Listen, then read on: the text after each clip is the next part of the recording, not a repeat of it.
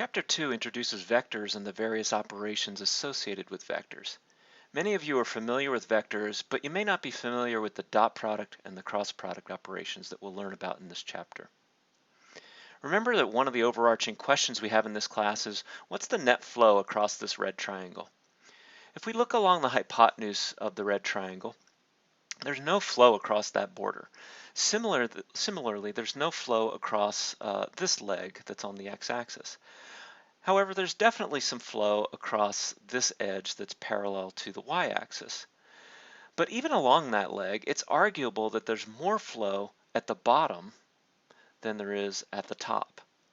And that may not be obvious, but it's something that we'll understand as we go through this chapter.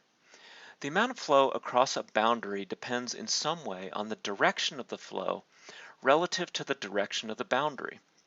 So here we see that the direction of the flow and the direction of the boundary are parallel.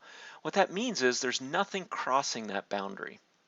On the other hand, here we see that the direction of the flow and the direction of the boundary are at odds with each other. And up here maybe a little bit less at odds than down here.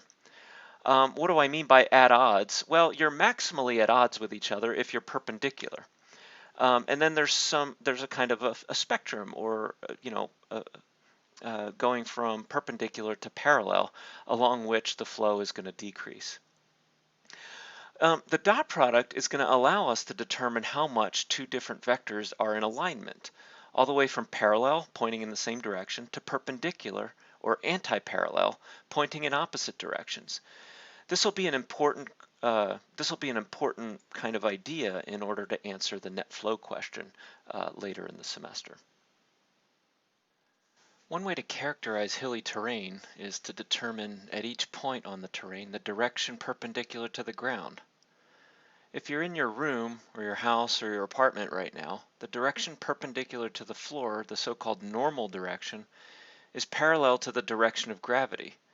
And most human habitations are like this. We don't like living on sloped surfaces. The next time you're sort of out for a hike, here's me on a recent hike into the Elkhorn Mountains, about 150 miles southeast of Walla Walla. Take a look at the trees around you. If you're standing on a hill looking at a tree, like the one in this photo, the tree generally grows parallel to the direction of gravity. This is definitely not the direction that is normal to the ground at the base of the tree. We can kind of sketch that in if we want by I'll just pen it in here. Let me make it extra thick here. That's probably thick enough. Okay. So that's normal to the ground, and this is parallel to gravity. And so we see this slope here. The normal vector at a point on a surface is a really powerful description of the orientation of the surface at that point. In fact, it entirely describes the orientation of the surface at that point. It's really important in topography and when you're answering questions about flow across surfaces in 3 dimensions to know about this normal vector.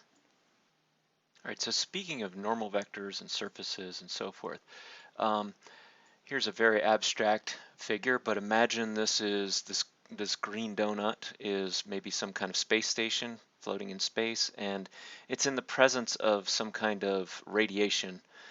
Of course, generally speaking, radiation is going to be bad for the inhabitants of some kind of space station like this, and so you're going to want to shield the space station so that it blocks this incoming radiation. What's the best way to kind of shield this thing, assuming that, say, shielding is expensive? Well, you kind of want to kind of just put the shielding sort of on the incident parts of the radiation. And if the torus is oriented in the field in this way, there's quite a lot of radiation hitting all across the bottom, say, of this space station. But if I turn the torus a little bit, and secretly I'm just going to turn the vector field, but pretend that I'm turning the torus, And then I point sort of just the end into this blowing wind of radiation. You can kind of see that it's going to be less expensive for me to shield maybe this side of the space station, and then everything after it is kind of protected by this shielding, as opposed to perhaps in this orientation,